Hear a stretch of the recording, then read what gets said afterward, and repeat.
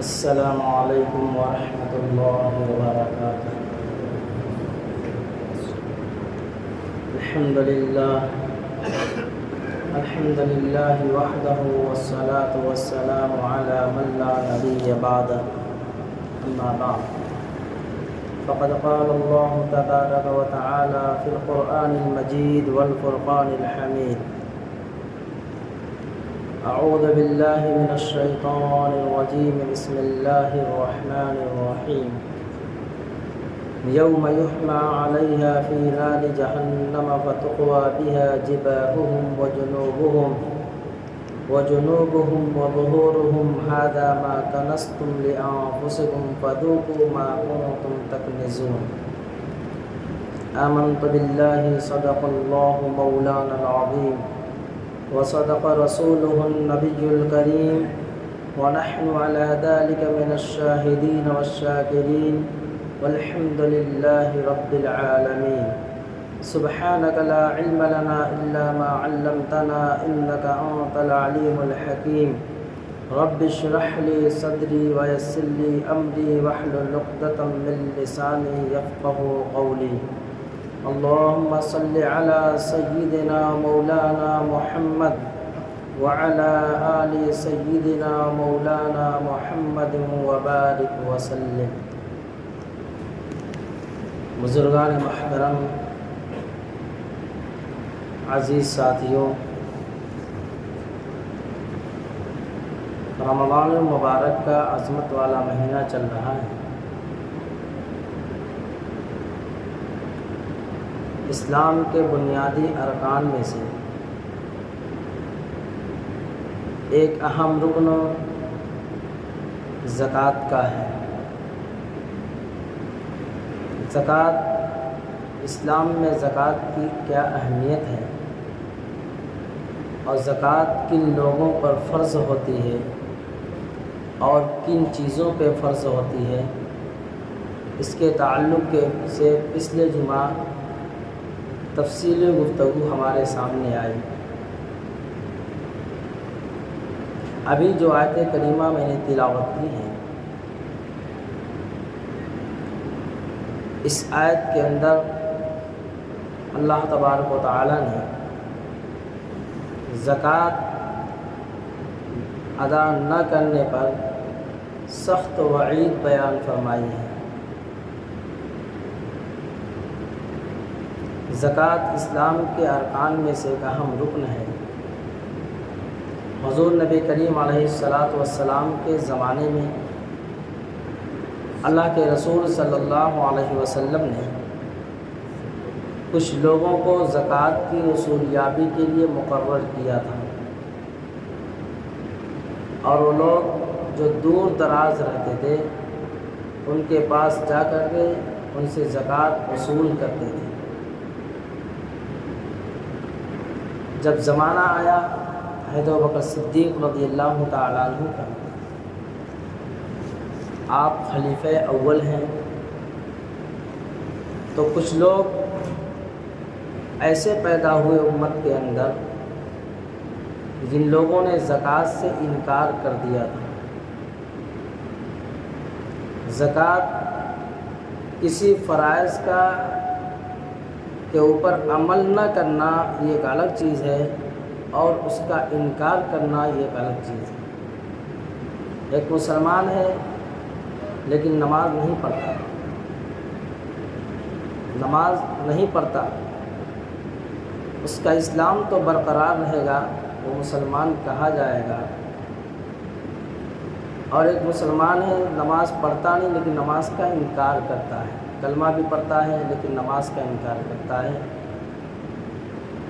اب اس کا اسلام برقرار نہیں رہے گا، وہ کافر قرار دیا جائے گا۔ کسی فرائض کا انکار کرنے پر وہ کفر میں داخل ہو جاتا ہے انسان۔ حضرت ابوبکر صدیق رضی اللہ تعالیٰ عنہ کا زمانہ ہے۔ آپ کے زمانے میں کچھ لوگ ایسے پیدا ہوئے جنہوں نے زکوٰۃ کے بارے میں آناکانی کی، چونو چرا کیا، بلکہ کچھ لوگ ایسے تھے جنہوں نے زکوٰۃ دینے سے انکار کر دیا۔ امت کے سب سے بڑے سخی حضور پاک صلی اللہ علیہ وسلم کی ذات اقدس کے بعد حضرت ابوبکر صدیق رضی اللہ تعالیٰ عنہ۔ یوں تو اللہ تبارک تعالیٰ نے جب قرآن کریم میں فرمایا وَإِذْ قَالَ رَبُّكَ لِلْمَلَائِكَةِ إِنِّي جَاعِلٌ فِي الْأَرْضِ خَلِيفَةً، کہ میں نے انسان کو اپنا خلیفہ بنایا ہے۔ اللہ رب العزت نے فرمایا کہ میں نے انسان کو اپنا خلیفہ بنایا ہے اس روئے زمین پر، اور اللہ تبارک تعالیٰ کی خلافت کا کیا مطلب؟ حدیث پاک میں ہے رسول اللہ صلی اللہ علیہ وسلم نے فرمایا تخلقوا باخلاق اللہ، تخلقوا باخلاق اللہ، اللہ تبارک و تعالیٰ کے اخلاق میں اپنے آپ کو رنگ لو۔ جس طریقے سے قرآن میں اللہ نے فرمایا صبغۃ اللہ، کہ اللہ تبارک تعالیٰ کے رنگ میں اپنے آپ کو رنگو، یعنی جس طرح اللہ تبارک و تعالیٰ کی ذات دینے والی ہے ایسے ہی تم دینے والے بنو۔ لیکن اللہ تبارک تعالیٰ کے اخلاق اللہ کی شان کے مطابق ہیں، اللہ کی شایان شان ہے، اور ہمارے اخلاق ہماری حالت کے مطابق ہیں۔ تو اللہ کے نبی سے فرمایا کہ اللہ کے اخلاق میں اپنے آپ کو رنگو، اپنے آپ کو اپنے اندر اللہ کی صفات پیدا کرو، یعنی اللہ تعالیٰ کی ذات دینے والی ہے، تم بھی دینے والے بنو۔ اللہ دینا پسند کرتا ہے، تم بھی دینے کو پسند کرو۔ اسی طرح نبی علیہ السلام فرماتے ہیں کہ جب رمضان مبارک کا مہینہ کے چاند دکھتا تھا تو نبی علیہ السلام جہاں اور بہت سارے اعمال کرتے تھے، وہیں پہ ایک عمل آپ کا یہ بھی تھا کہ آپ اللہ کی راہ میں کثرت سے خرچ کیا کرتے تھے۔ اور دنوں کے مقابلے میں رمضان مبارک کے مہینے میں آپ صلی اللہ علیہ وسلم کثرت سے خرچ کو بڑھا دیتے تھے، یعنی غریبوں، بیواؤں، یتیموں، ناداروں کا اور زیادہ خیال کیا کرتے تھے۔ اسی طرح حضرت ابوبکر صدیق رضی اللہ تعالیٰ جس وقت آپ ایمان لائے آپ کے پاس 40,000 درہم تھا، لیکن جب ہجرت کر کے مدینہ المنورہ گئے ہیں تو آپ کے پاس کچھ بھی نہیں تھا۔ فرماتے وہ سارا کا سارا مال اسلام پہ خرچ ہو گیا۔ تو خرچ کرنا اللہ کے نبی پاک صلی اللہ علیہ وسلم کی سنت ہے، بلکہ اللہ کی سنت ہے، اور صحابہ رضی اللہ تعالیٰ عنہ کو خرچ کرنا بہت محبوب تھا کہ اللہ کی راہ میں مال خرچ کیا جائے۔ جیسا میں نے پچھلے جمعہ بتلایا تھا، خرچ کرنے سے مال بڑھتا ہے، گھٹتا نہیں۔ انفاق فی سبیل اللہ سے مال کے اندر برکتیں آتی ہیں، مال بڑھتا ہے، اللہ تبارک تعالیٰ مال کو بڑھا دیتا ہے۔ ابوبکر صدیق رضی اللہ تعالیٰ امت کے سب سے بڑے سخی، ایک مرتبہ جب غزوہ تبوک کا اعلان ہوا، اللہ کے رسول فرمایا کہ سارے کے سارے لوگ مال جمع کرو۔ حضرت ابوبکر صدیق رضی اللہ تعالیٰ اپنے گھر کے اندر سے جھاڑو لگا کر کے لائے، جو کوڑا کرکٹ تھا وہ سارا کا سارا لا کے جمع کر دیا۔ اللہ کے رسول صلی اللہ علیہ وسلم نے پوچھا ابوبکر گھر پہ کیا چھوڑا ہے؟ کہا یا رسول اللہ علیہ وسلم میں نے آپ اللہ اس کے رسول کو گھر پہ چھوڑا ہے، میرے پاس جو پونجی تھی میں نے سارا کا سارا لا کے آپ کے قدموں میں ڈال دیا ہے۔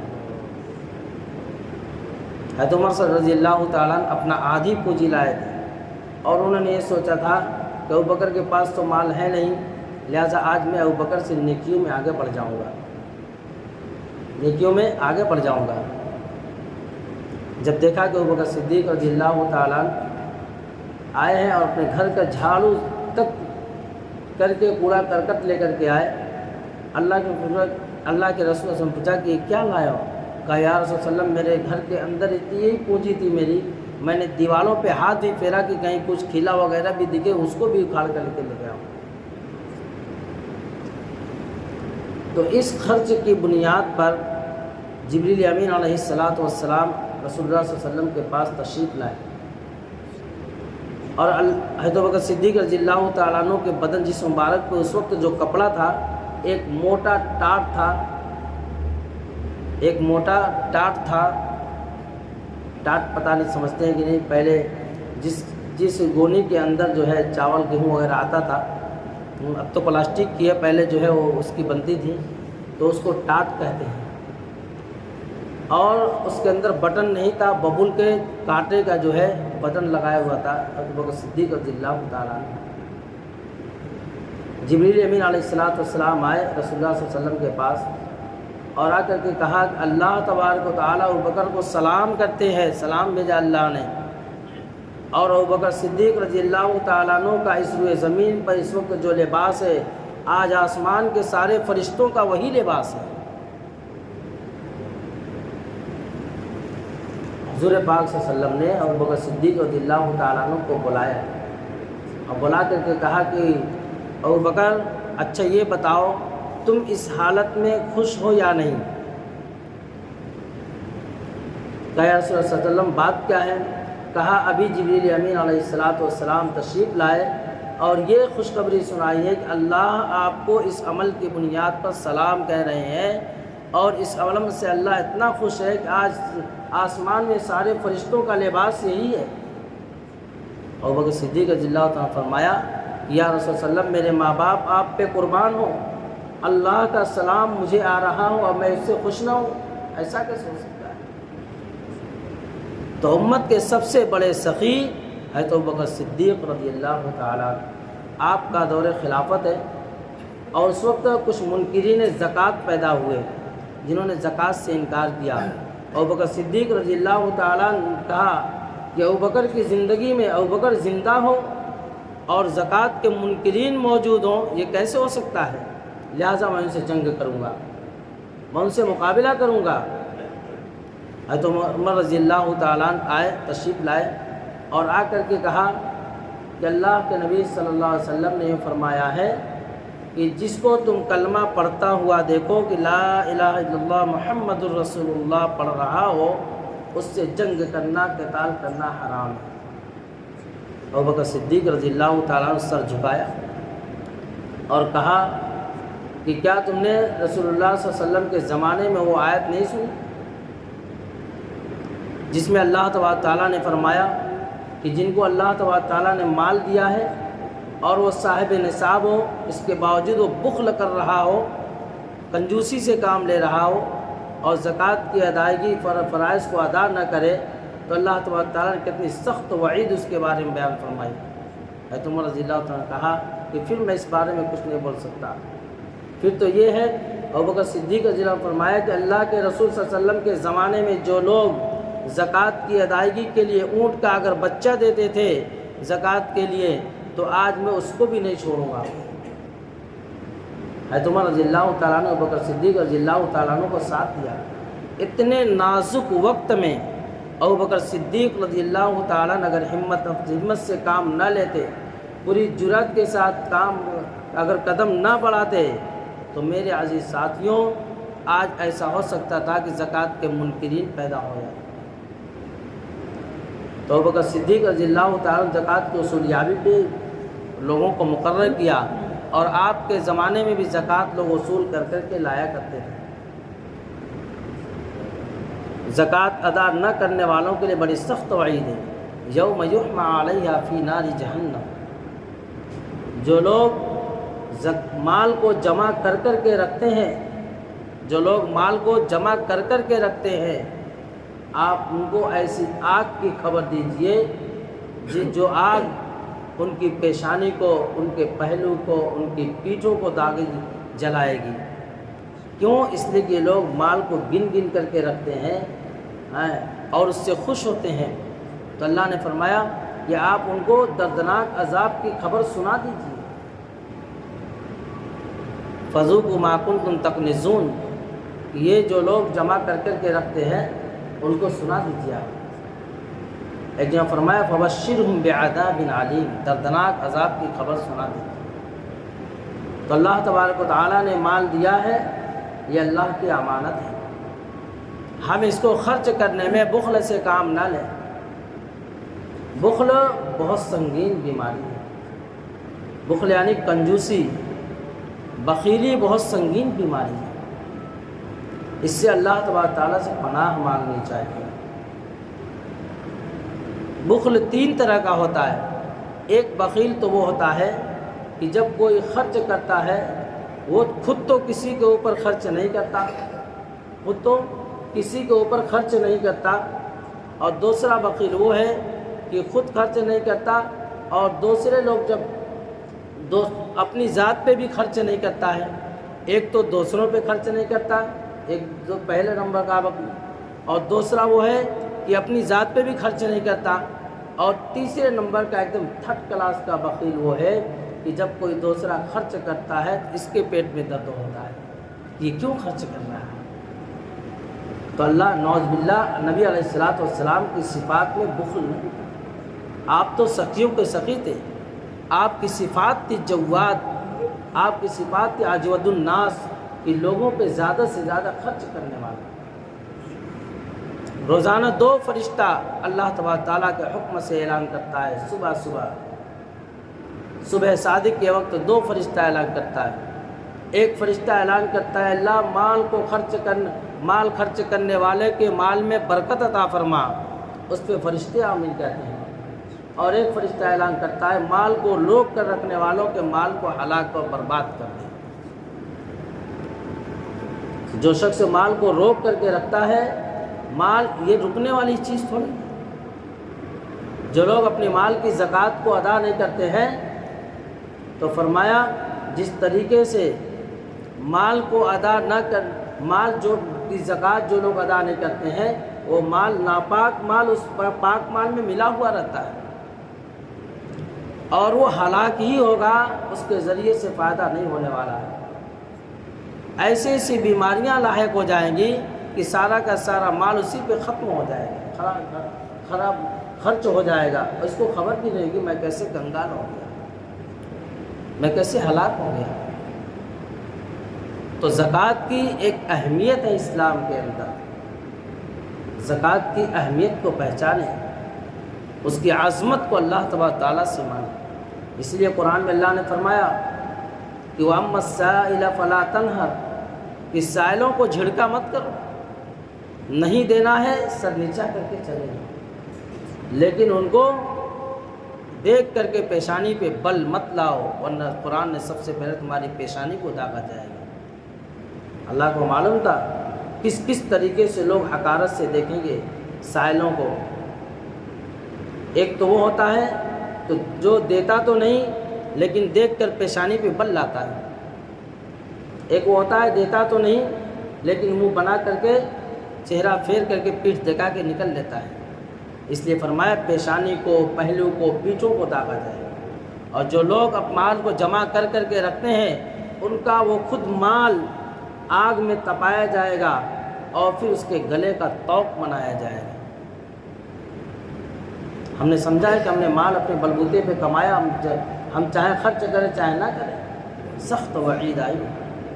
موسیٰ علیہ السلام کے زمانے میں قارون جو انتہائی مالدار تھا، 40 اونٹوں کو اس کے مال کی خزانے کی چابیاں لا دی جاتی.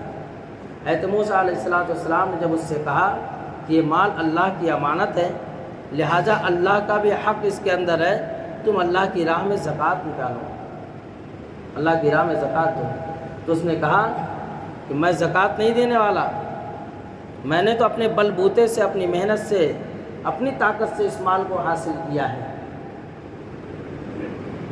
چنانچہ اس نے ایک حرکت اور کی کہ ایک فاحشہ عورت کو تیار کیا. اس کو غصہ آیا موسیٰ علیہ السلام کی اس بات سے. ایک فاحشہ عورت کو تیار کیا اور پیسہ دیا اور یہ کہا کہ جو میں کہوں گا وہ کرنا. موسیٰ علیہ السلام کی مجلس لگی ہوئی تھی اور وہ قارون نے اس عورت کو وہاں بھیجا.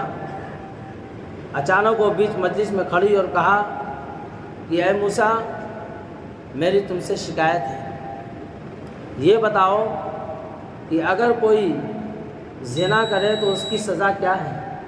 موسیٰ علیہ السلام نے کہا کہ شادی شدہ ہے تو سنگسار کیا جائے گا، غیر شادی شدہ ہے تو کوڑے مارے جائیں گے. اسلام کی سزا. تو اس عورت نے کہا کہ اے موسیٰ اگر تو کسی سے زنا کرے تو نعوذ باللہ، کہا کہ میں بھی، اب میرے ساتھ بھی یہ معاملہ تو میرے ساتھ بھی یہ سزا ہوگی. کہا کہ تو نے مجھ سے زنا کیا ہے، تو نے مجھ سے زنا کیا. حضرت موسیٰ علیہ السلام نے سر جھکایا، ہاتھ اٹھایا اللہ کی بارگاہ میں اور کہا کہ اللہ اگر یہ عورت سچی ہے تو لوگوں کے سامنے اس کی سچائی کو دکھا دے، اور اگر جھوٹی ہے تو لوگوں کے سامنے اس کے جھوٹ کو بھی ثابت کر دے. فوراً اس عورت کے اوپر لرزہ طاری ہوا اور اس نے کہا کہ میں معافی چاہتی ہوں، آپ زانی نہیں ہیں، آپ نے مجھ سے زنا نہیں کیا ہے، لہٰذا میں آپ سے معافی چاہتی ہوں. قارون نے مجھے ایسا ورغلایا تھا. اللہ کے نبی موسیٰ علیہ السلام نے دعا کی اور یہ کہا کہ اللہ قارون کو خزانے سہیت زمین میں دھسا دے. اسی وقت زمین پھٹی اور قارون خزانے سہیت زمین میں دھس گیا. بنیاد کیا تھی کہ اللہ کی راہ میں خرچ کرنے سے انکار کیا تھا، زکوٰۃ سے انکار کیا تھا. یہ قارون کی سزا تھی. اور روایت میں آتا ہے کہ قیامت تک وہ دھستا ہی رہے گا زمین میں. اس لیے اللہ تبارک تعالیٰ ہمیں ایسی کبھی حرکت سے ہماری حفاظت فرمائے. اللہ نے مال دیا ہے تو خوب اللہ کی راہ میں خرچ کرنے کی توفیق عطا فرمائے. وآخر دعوانا الحمد للہ رب العالمین.